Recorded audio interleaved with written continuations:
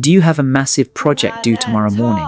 And instead of working on it, are you currently deep cleaning your entire apartment, reorganizing your spice rack, or watching this video? You know exactly what you need to do. You know the consequences of not doing it. You can feel the anxiety building in your chest like a physical weight. Yet, you cannot make yourself move. You are paralyzed. You tell yourself, I'll start at 5 p.m. Then 5 p.m. comes, and you say, I'll start at 6 p.m. This cycle continues until 2 a.m., when suddenly panic sets in, and you work like a maniac to finish just in time. People call this laziness. They call it poor time management. And you probably call yourself even worse names. But psychology reveals that procrastination has almost nothing to do with being lazy, and everything to do with how your brain regulates emotions. You aren't avoiding work. You are avoiding the feelings that the work gives you. Let's break down the science of why you wait until the last minute. First, and this is the most important concept, procrastination is an emotional regulation problem, not a time management problem. When you look at that big task, your brain's amygdala, the threat detector, lights up. It doesn't see a spreadsheet or an essay, it sees a threat. It senses the possibility of failure, the boredom of the task, or the overwhelming size of the project. To your brain, these negative emotions are painful. So, to protect you from this pain, your brain demands immediate relief. It pushes you towards something easy and rewarding like scrolling social media or eating a snack. This is called mood repair. You are procrastinating to make yourself feel better right now, at the expense of your future self. It is a defense mechanism gone wrong. Second, you might be addicted to the adrenaline rush. This is especially common in people with ADHD or high intelligence.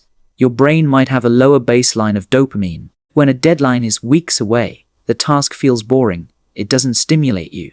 You literally cannot focus on it because your brain isn't on. But when the deadline gets close, let's say 12 hours away, the situation changes.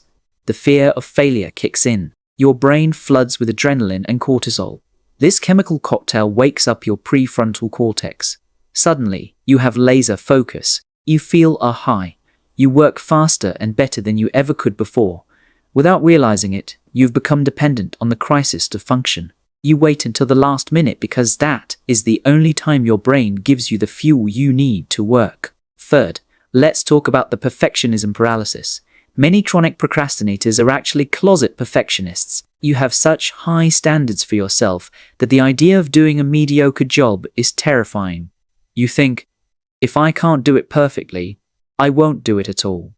Procrastination protects your ego. If you wait until the last minute and do a rush job, you have a built-in excuse. If the work is bad, you can say, well, I only had 2 hours. But if you started weeks ago and tried your hardest and it still wasn't perfect, that would prove you aren't good enough. So, you delay starting to protect your self-esteem from the risk of judgment. Fourth, you suffer from temporal discounting. This is a cognitive bias where we value immediate rewards much higher than future rewards. To your brain, present you and future you are two different people. Present you wants to watch Netflix. Future you wants to have the project finished. The problem is, present you is in charge. Your brain struggles to emotionally connect with the consequences that future you will face. It feels like someone else's problem until you become that person at 3 a.m. So, how do you break this cycle? Stop trying to rely on willpower. Willpower is a battery, and yours is drained. Instead, lower the activation energy. Tell yourself, I will not write the essay. I will just open the laptop. Or, I will work for just 5 minutes. Often, the pain of starting is greater than the pain of doing. Once you cross that initial threshold, the dopamine from making progress will carry you forward. And most importantly, forgive yourself. Research shows that people who forgive themselves for procrastinating on a previous task are less likely to procrastinate on the next one. Guilt only drains your energy further. You are not broken. You are not lazy. You are just a brain looking for safety and stimulation.